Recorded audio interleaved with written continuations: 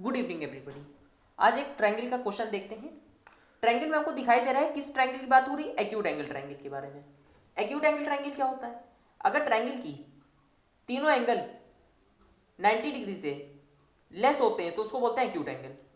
अगर ट्रायंगल का एक एंगल 90 डिग्री हो जाए तो उसको बोलते हैं राइट एंगल ट्रायंगल। क्या बोलते हैं? Right angle triangle.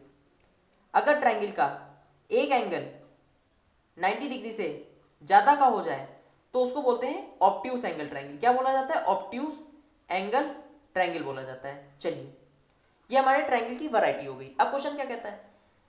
If each angle of triangle is, triangle का जो हर एक एंगल है वो लेस है। किससे लेस है? Sum of other to. कोई दो एंगल है। चलिए, क्या बोल रहा है? सिंप्लीफाई कर लेते हैं। एक ट्रायंगल है, उसका कोई भी एक एंगल को उठा लेना है, यानी कि एंगल बी को उठा लिया, A B C. Angle B को अगर हम उठा लेते हैं, ये लेस है। किससे लेस है? Sum of other two angle. Other two हो गए ये दोनों, यानी कि एंगल बी लेस है angle A plus angle C से। तो प्रूव करना है कि ट्रायंगल क्या है? एक्यूट एंगल ट्रायंगल है। चलिए, ये इंफॉर्मेशन गिवन है। यहां पे आपको दिखाई देता है कि अगर दोनों तरफ एंगल बी को रख दें, अगर दोनों तरफ एंगल बी ऐड करा दें मर्जी से, तो यहां पे हो जाएगा angle A plus angle B plus angle C. हम लोग जानते होंगे, क्या जानते हैं भैया हम लोग जानते हैं कि ट्रायंगल के तीनों एंगल को जोड़ दो तो 180 होता है। Angle B plus angle B हो गया 2 एंगल बी। ये किससे लेस होगा? 180 डिग्री से। यानी कि एंगल बी किससे लेस होगा? 90 डिग्री से। ये हम लोग बात कर ली एंगल बी की, यानी कि एंगल बी जो है वो 90 डिग्री से छोटा है।